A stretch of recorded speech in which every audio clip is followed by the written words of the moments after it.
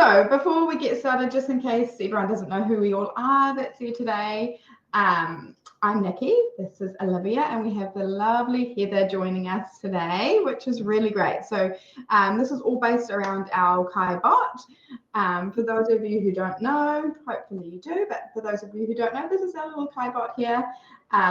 It's all based around those sort of fundamentals of coding, really. It's teaching those young kids all the way up to your older kids. So it's got that really great scaffolding approach with our Kai-bot, which we love. But today's lesson, we are doing some rhyming with Kai-bot with Heather, and this is her lesson plan she did for her kindergarten class. Yes. So as we mentioned, please ask any questions along the way to us and to Heather, of course, as well, and we will definitely guide you along the ways. But we are very excited. We've got a little bit of a setup here to show you a little bit more of what Heather's done in her classroom and hear about how her students have gone. We're really excited to hear a bit more. So welcome, Heather. Thank you. I'm excited to be here. I absolutely love Kai-bot, so I'm excited to share ideas. Yeah, wonderful. I'll just share my screen first, and maybe you can talk through the lesson plan that you created on the Google Doc. Of course. So give me 2 seconds. And don't be surprised if one of the little kindergartners from this class pops up and says hi, because he's down in the living room right now. Oh, awesome. That's so cool. We would love that. I would love that. Yeah. He knows generally if mommy's on a webinar that he stays down there, so we'll see. There's nothing better than having the students themselves kind of promote and talk about the product themselves, though. So it's, yeah, that's the best way of having it. So Well, yes. So here, Can you zoom in a bit? Because I definitely cannot read that. A little more. There we go. Okay. So the whole objective was, so let me back up first. So I'm actually a STEAM teacher. So I do kindergarten through 5th grade STEAM. I get to see the kids once a week for a half hour. And I really like to be able to tie these STEAM topics in with what they're doing in class, because there are so many teachers that say, well, I don't have time to teach robotics. I don't have time to throw in the computational thinking in the classroom. And so I like to be able to bring these things to the classroom so they can see it doesn't take any more time. It just heightens the engagement with these students. And they were so excited about it. And the pictures I have of some of them literally jumping up in the air and screaming because they got it. I mean, that's pretty big for a lesson just about rhyming. yeah. And they were incredibly excited to be able to play with the robot, and they were doing math and they didn't realize it. And so as a STEAM teacher, that's one of the things I really try to focus on, is showing all these teachers that, hey, you can do it too. It doesn't just have to be once a week on a Friday.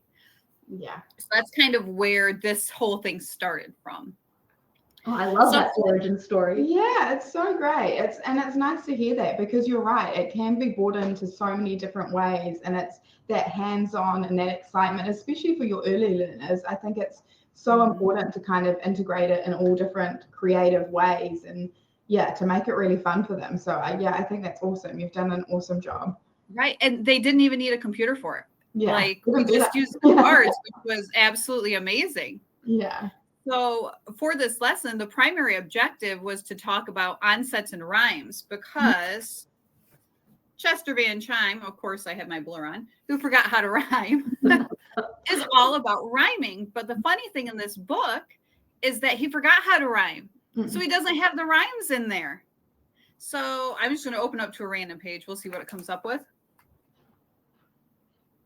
He walked past the butcher and walked past the baker. He walked past Mr. Waxler, the candlestick guy. But the kids all know it's supposed to be maker. So they're screaming maker. Yeah. And then I say what the book says, and it's so engaging to them. They're laughing. They're excited about it. They want to figure out what that rhyming word is. So they are 100% involved in the book. So that's why I kind of tied this book in with it. Plus, it has novel effect in it. And novel effect adds an extra layer of engagement because it adds sound effects and funny jokes and random things like that in there. So that's why I chose this book. Mm.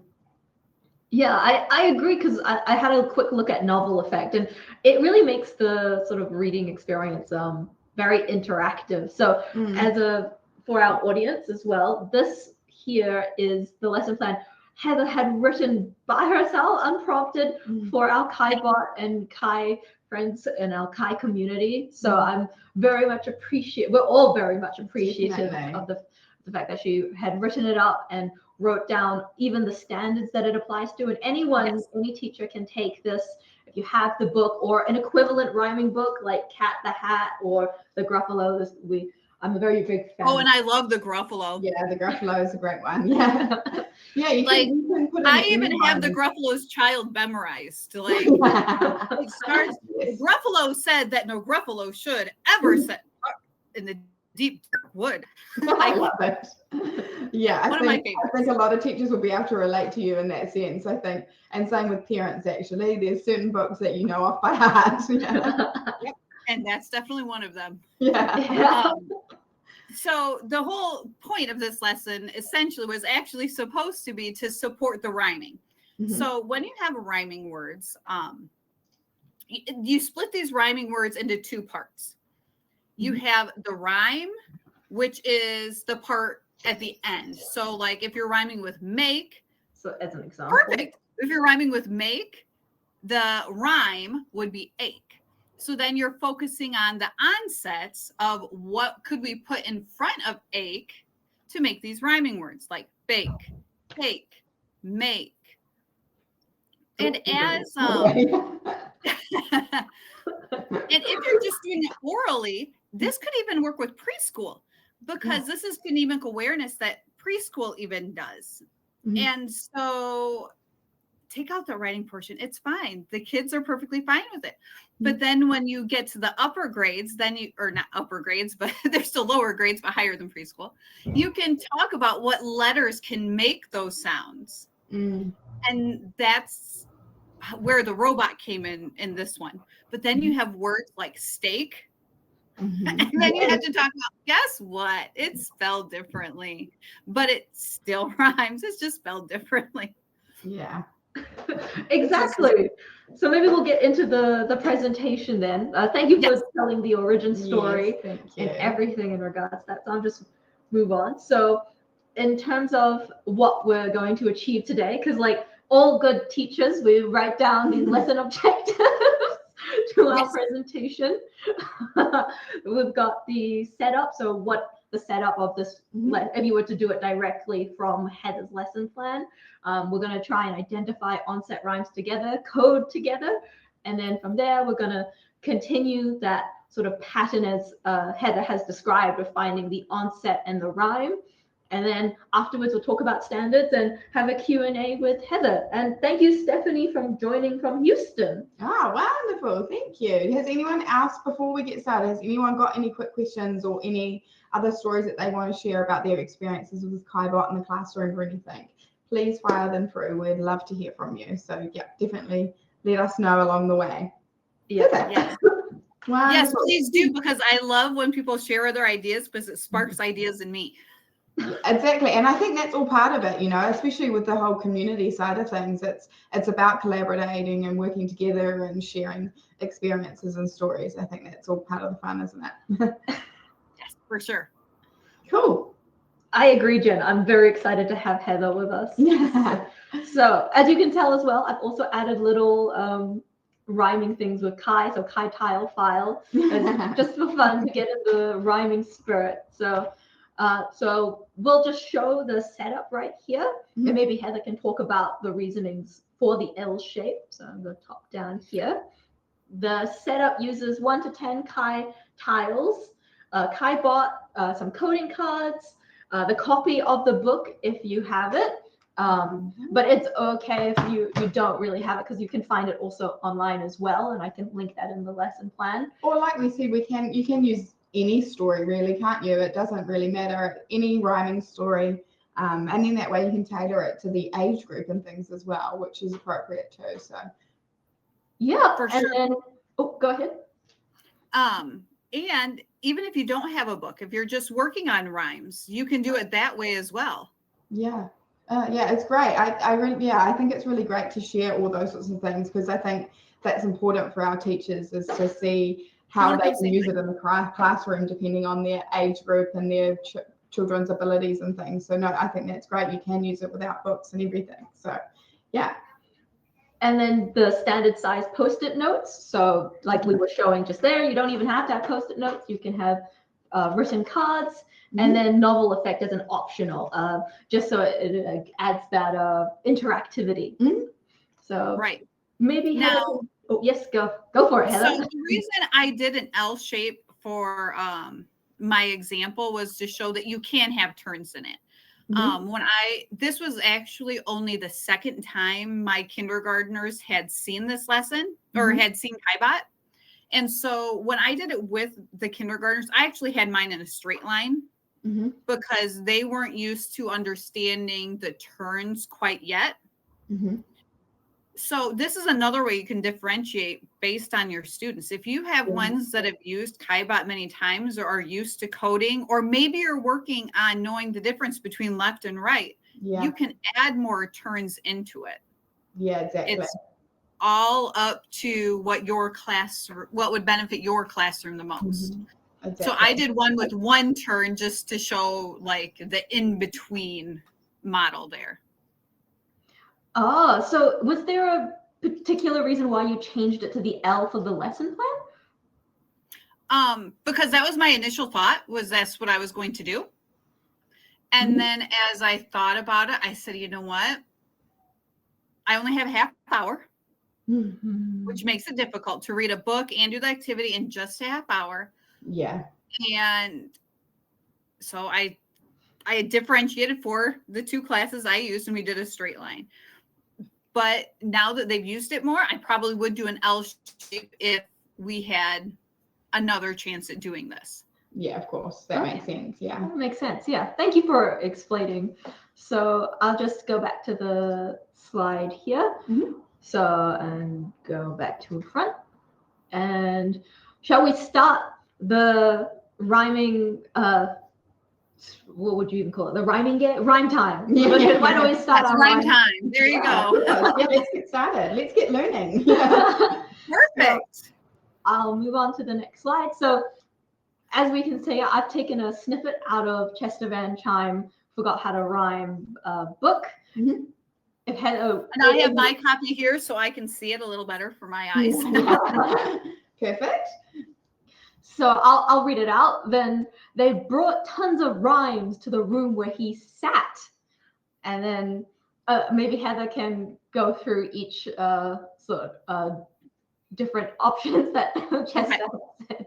So, like I explained earlier, this book is all about how he forgot how to rhyme. So they are purposely finding things that he should be able to rhyme easily. There's no reason he cannot rhyme sat with this animal that he calls a tiny lion.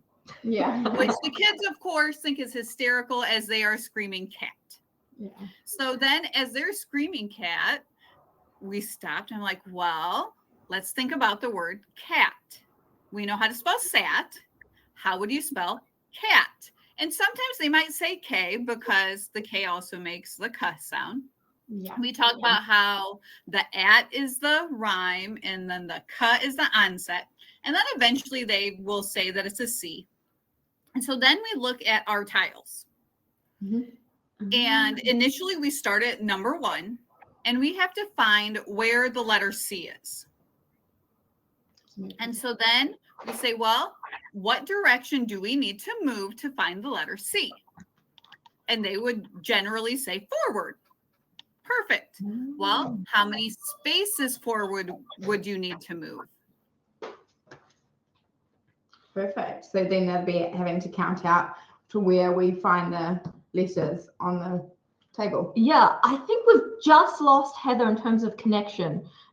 Yeah, she seems to have been paused there, but maybe we can continue the lesson from what she has described there. So as you can tell, we have it set up here. So as Heather's described, we need to count how many tiles, if we are the students, right? How many tiles from tiny lion to cat is. So we're going to go 1, 2, 3. We've got our C. It's probably a bit tricky to see, but we've C. The C is here at number 4. So that means we are 1, 2, 3 spots that we need to move to. Yeah. Or alternatively, another way of thinking about it is if you go, maybe top down might be easier. If you go, this is tile 4 here, and that's 1 over there. So 4 minus 1 is 3. So then you're adding in your maths. Yeah, you're adding your maths, because then the teacher or the students have to practice their subtraction, and it shows physically in a tactile manner what the solution would be. So let's start our programming. So I'll just go to the side view here. Let's get our cards out. I'm not too sure. Maybe I'll put them up here so you can. If you put them on this side here. No, I'll put them here. Yeah, put them here. I'll move these to the side, and then you can kind of see them here. So we've got our start program and our end program, and we're moving. How many spots are we moving again? We're moving 3. I agree, Stephanie. Literacy plus math plus coding, an awesome learning experience. Looks like Heather's just come back online, so I'm just going to make her a presenter. So we've got our forward. We can see our little asterisks here. So instead of going forward, we can do forward 3. Let's make our code more efficient. Looks like Heather has just popped in, so we would just welcome back. Yes, sorry, we have some weather going through here in Illinois, and so my internet's a little spotty. That's okay. We carried on and we started the little code for you. So have we got it right? I'm sorry. Give me one sec. What, buddy? No worries. Okay, I can help you when I'm done. Okay. Comments there. Is this something that they can imagine with their students? How are we all going? I can see who's on here. Can you click to see? Yep. Yes. Okay. So, Stephanie, did you explain how they could count how many tiles to move forward or use subtraction? Either way. Yeah, which is awesome. I think, like you said, it's having all those different lessons that you can all throw into one. It's cool. It's a really great way of doing it. Yes, and it makes subtraction more understandable for some of these kids too. Definitely. Because instead of using their fingers, they can actually see the tiles, which helps too. Definitely. Yeah, I also really like it because the tiles have the numbers on them, right? So yes. it makes if a visual learner was trying to understand math, which I think a lot of people visual learners struggle with, yes. They can see, I have physically 4 tiles, and then they can associate the physical 4 with the number as well, which I think is it's smart. I wish I had thought of it, because then you go 4 minus 1 is 3. I love it. So anyway, yes. We'll see if our code is correct. Okay, so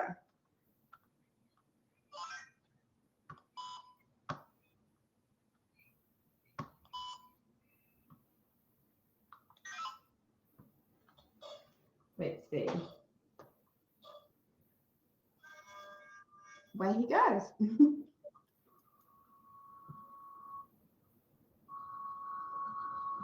And they always got so nervous when it would stop on a number. They're like, no, that's not right. You have to give it time. Yay! So it's landed on C. So C, cat.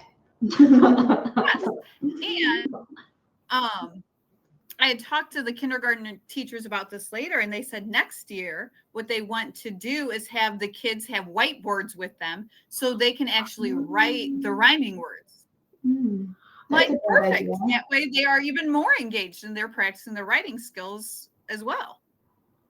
Wonderful. That's awesome.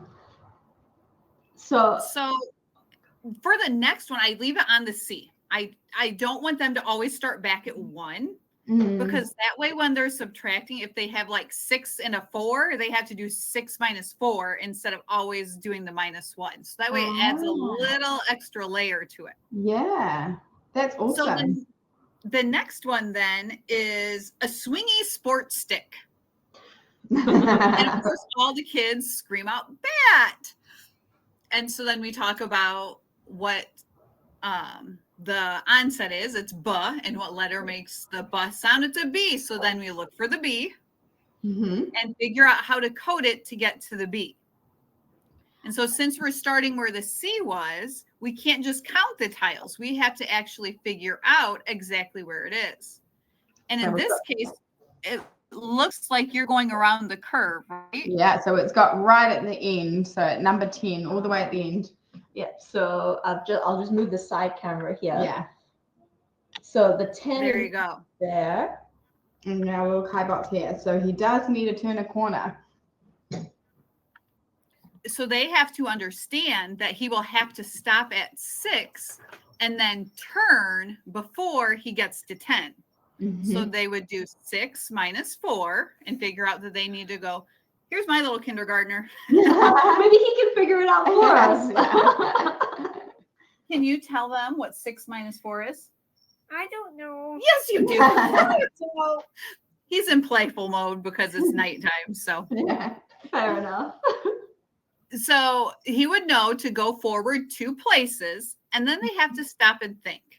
Do you need to turn left or right to keep going? Do you want to watch? Or are you just going to stand over there and watch? Well, remember my day I will help you later. So then we have to figure out which way to turn. So unless the camera is mirrored, I'm thinking it's going to need to go left. Yes. Okay. So then we find the turn left and figure out how many more. So if we have to go all the way to 10, we have to do 10 minus 6. Which is? Or they could count the tiles to figure out it needs to go 4 more. Yep. You have to go forward and then the 4. And let me tell you, the kids absolutely love being able to pick up this little robot and being able to tap each of the cards. They absolutely love it. So then you go ahead and put the code in it and then put it back on tile 4. Oh. Okay. Yep. So we code it. Yes. We could also have done the SEL card too. Let's see if we got it right. So during the time while Kai-Bot codes, what do you do as a teacher? I watch the kids and I watch their excitement and I watch them get nervous. The fact it stops on every number. Yeah. And so when you're doing this in the classroom, how many students are you working with at one time? Like just to give an idea of, yay, we got it right. Yeah. With this kindergarten group, I had 14 in one class and 15 in the other class. Normally, I actually have them combined, but since I only had the one Kai-Bot, honey, I can't help you right now. Since I only had the one Kai-Bot, I said, you know what, let's break this into 2 different sections so that way all the kids get to interact with the robot even more. That's right. And so that was more exciting for them because they all got to play with it a little more. Awesome. Yeah, no, that's great. It's great hearing of different ways of how you can actually use it in the classroom, because I think that's important as teachers to kind of visualize it themselves, how they can implement it into their classrooms. So that's great. That's awesome. Right. And one of the kindergarten teachers said that she thinks next year what she's going to want to do is actually do something like this for her reading centers. Where, 4 or 5 kids at a time are going to work on making their rhyming words while also coding the robot while she works with them. And so that way they even get more hands-on experience with it. And another thing I love about this lesson is they can make up their own words. You don't have to just do the ones in the book. You don't have to just do cat, bat, mat, hat, and rat. You could do that and talk about TH. You could do chat and talk about CH. You could have them come up with as many rhyming words as they can. Yeah. It opens that conversation to start with your children about what other things they think can rhyme with it, which is great. It's all about those sort of conversation starters with them. Yes. And then they start talking about, oh, they could have had this in the book. Yeah. And they get really excited. And then you're talking about like the creative writing process. And it's great fun. And to watch their excitement is perfect. It is amazing. Awesome. I'm glad you find that, and I think as from the team we find, Kai's education team, we find it's the most joy we get when we see children or students learn and use the robots. I think and have that excitement, I suppose, as well, isn't it? Like you said, having them jump up and down and get excited to see where the robot's going to land and all those sorts of things. I think that's what it's all about, isn't it? It's having those engagement levels. And yes. When they're excited about the rhyming instead of, just sitting in their seats rhyming, it's going to stick with them a lot better. Definitely. I agree. I couldn't agree more. So maybe I was thinking we could do the next page for Chester Van Chime, but I thought because Nikki brought in the books of her own, so like Cat in the Hat is an instance, maybe we could pick a rhyme from there to show that you can use multiple books or different books. Sure. I'm up for it. My Cat in the Hat book's back in a bedroom though, so I can't get mine. That's all right. I think Cat in the Hat's quite notable. So yes, it definitely is. So do you have a favorite section? We can take it from here and I can read it out to you. I really like when thing 1 and thing 2 appear. All right, we'll skip to thing 1 and thing 2. So I'm just flipping through it. So maybe I'll go side. I like the mischievous characters. Yeah. Has anyone else got some favorite books that they love reading with their students in class? Does anyone want to share some of their favorite books? Because it's always great to hear of new books. I always love hearing from new books. While we wait for that, I'm going to just try and find. There they are. That's my favorite. Look at that. Yes. Out they run. Out they run. So maybe I'll hold it out here while I read it. I will pick up the hook. You will see something new. 2 things. And I call them thing 1 and thing 2. These things will not bite you. They want to have fun. Then out of the box came thing 2 and thing 1, and they ran to us fast. They said, "How do you do? Would you like to shake hands with thing 1 and thing 2? So what area would you choose to rhyme, Heather? I'll just see. I would choose, the Wonky Donkey is a really fun one. Donkey, that's a good one. For this one, there were a lot that have the rhyme ooh at the end. What's interesting about it, though, is they are all spelled so differently. Yeah. So, like, U has an OU. 2, I'm not sure how many different ways it's spelled 2 on this page. Exactly. WO. New was EW. And so you can talk about how all these different endings are spelled differently, but they still rhyme. Yeah, they still sound the which same. is huge. So for this one, what I would do, instead of worrying about how to write out the rhyme part, I would just focus on the onset.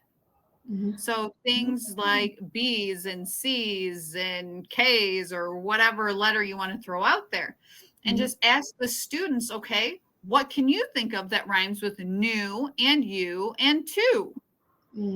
Oh. I can almost guarantee you one of the first things they're going to say is blue. I was about to shout out blue. Well, they have the blue titles in front of them.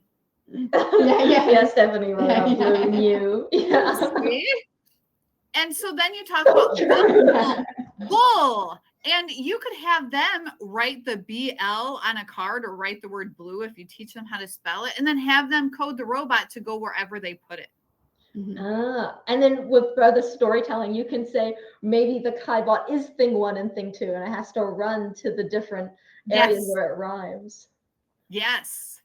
Or you could even kind of do it backwards, where you could tell the kids what you were going to code it, where you would say something like, well, it's going to go forward 3 places. So where should you put the BL? And instead of moving the robot, they can put that index card with a BL 3 places forward and see if the Kaibot does stop at that spot. Great. Kind of do a little reversal. Yeah. Oh, I love that you've thought of all the different ways of doing it. Like it's not a one way fits all. It's you can adapt it however you want. You can adapt it depending on the students and their levels and things. Yeah, I think it's great. And it shows other people that you don't just have to do it one way. You can do it so many different ways, which is awesome. Yeah, I feel like I always have these lesson plans set up in my head exactly how I want to do them. And then I never do them that way. No. Well, that's because nice. the kids lead me in a different direction. Yeah. You follow whatever the kids lead you. Yeah, exactly. Oh, awesome. Do we want to do the test one, or do we want to go towards standards? What do we think? I think we have enough time to do one more with blue as an example from this. So if we take our Kai-bot, we go top down. So if we were to amend this, where would you put it, Heather? Well, I would, instead of me picking where the BL would go, I would say we're going to code the Kai-bot to go for, wait a minute. Can you put the Kai-bot back at 1 for me? Yeah. Just so that it's easier for me to see that way. So you could say, I'm going to code the Kai-bot to go forward 4 places. And then the student would put the index card where they think 4 places forward would be. Now, most of them will probably pick the number 4. 4, yeah. But it's actually 5. And so then they learn about the robotics of it as well. So once they have put their BL on whatever number it is, then you go ahead and run the program and see where the robot goes. Awesome. Oh, that's so good. I was about to say 4. Yeah, I was too. Yeah, you're right. Because you think 4, number 4, but actually it's not. It's 4 forward. Yeah, because you start at number 1. All right. So we'll. And again, it's all a part of that kind of trial and error for students to work it out. Because if they did just do number 4, they'll soon realize, oh, hang on, that's not correct. Like it's all part of it. And then you can talk about, well, why didn't that work? Yeah. And then some of them might be clueless. They're like, well, we put it on number 4. It said it was going forward 4, but chances are at least one of those students will realize that they had been using addition and subtraction before. And since you started with the 1, you needed to go 1 plus 4. Oh, I do really like that. So Nikki is just going to code for us, but I think you've got such a great creativity to your mind. And thank you. What have I done wrong? You can show it is. Look, it's telling me. You can't. It's tricky to say. A big alert. Yeah. So bug alert. So this bug alert. I scanned the card twice by mistake. I was too busy trying to listen to what it was saying. So and see, that's a great thing for kids to experience too. Yeah, exactly. See? That's really cute. Yeah. So we can go back and try again. And I'll concentrate this time. We'll stay quiet so you can focus on your code. But that kind of replicates what a coder would go through, is that they'll get a bug or equivalent, and the log should represent or tell you where they may have gone wrong. So it's simulating that, but in a younger way. So I'll just move that. And we'll go top down.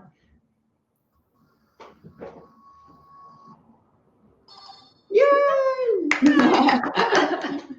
And one thing that the kids realized was, for some reason, my Kai-bot doesn't like to go perfectly straight. I don't know what's with my Kai-bot. He just likes to be a little crazy and do a little dance or something. I don't know.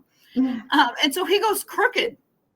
And so he doesn't go quite to the number, but then he adjusts and goes back to the number.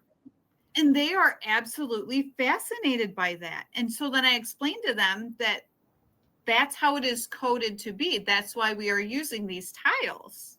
And then they get excited and they're like, oh, it doesn't matter. He's just doing a dance or just taking a shortcut or the scenic route or whatever else. Yeah. Awesome.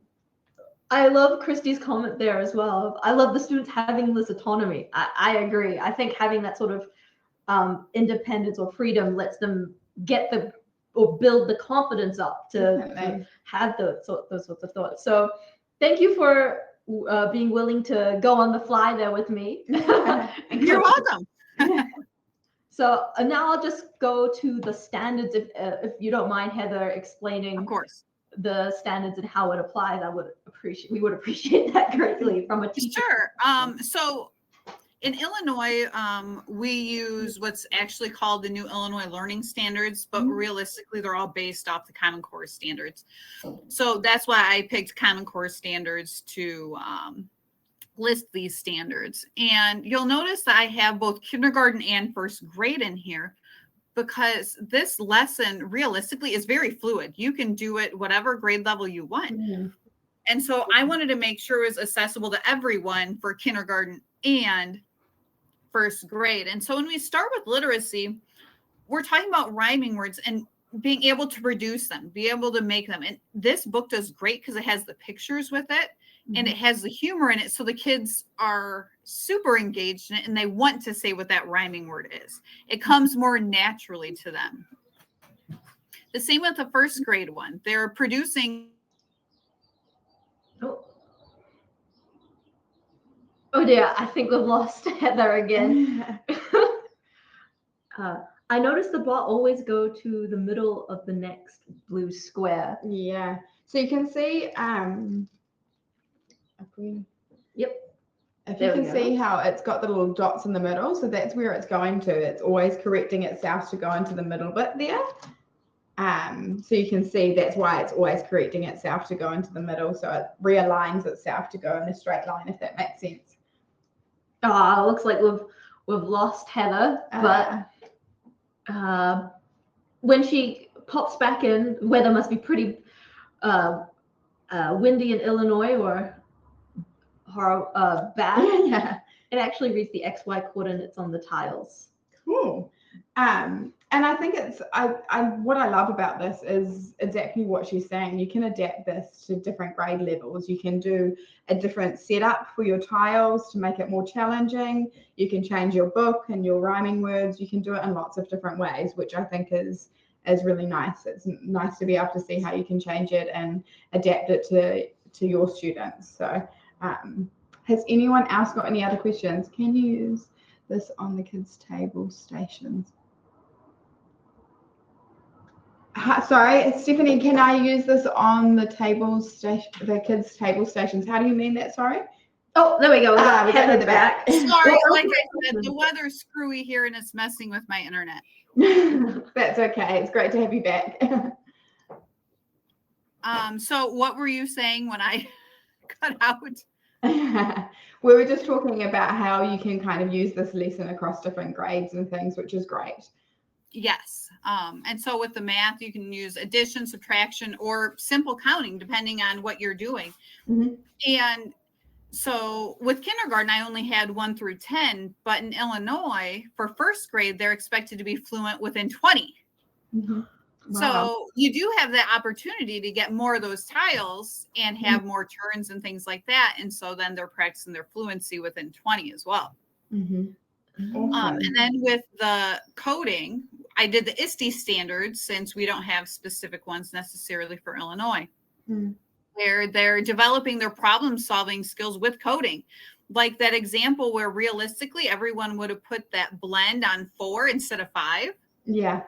Like they have to figure that out. And it's a great, easy opportunity for them to do that. And then they also have to be able to express their ideas using this technology. So they are coding that robot to go to the certain places. They are expressing what it needs to do by using that robot. I love the way you explain it. It's wonderful. Yes, Wilbur, we do have lessons for math and literacy using Kaibot. More of them. They're on our website, and they're in there, and we also have it in Spanish as well. So, yeah. So as our last slide, we just want to say thanks for coming in and participating. Oh, Stephanie just asked a quick question. How many bots or tiles would you use with how many students? Do you recommend on the floor or on desks? So with my kindergarten group, I just had my one bot for each group. One class had 14, one class had 15. You'll see in the picture on the screen right now, we were on a table. Mm-hmm. For me, it's easier to be on a table because I'm really tall. Mm-hmm. And I like to stand and move and not crawl on the floor. Yeah, fair enough. This group, it was perfect to have it on this table. But keep in mind, this was a very large table. Yeah, of course. So that worked really well. Mm-hmm. But the other class I did on the floor, and I'm glad I did that too, because that class is a little more rambunctious. Mm-hmm.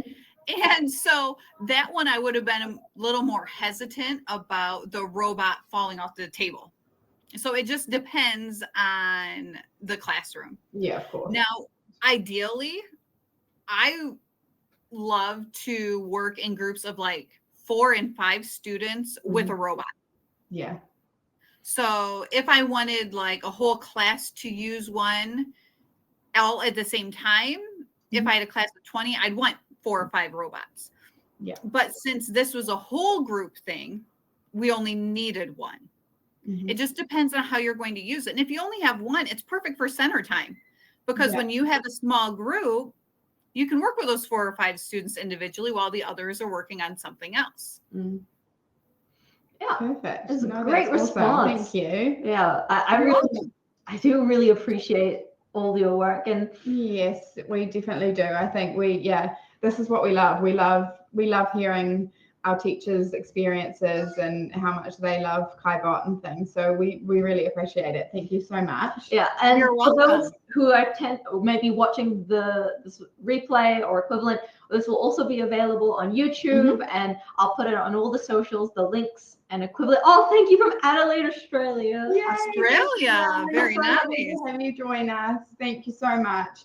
And yeah, if you've got any other questions or if you want more information or anything, feel free to contact us and we can send you lesson plans and set up another demo to show you any more and things as well. We'd love to hear from you. So thank you. And thank you to the wonderful Heather. It's been great having you today. So we really appreciate it. Yeah. Thank you.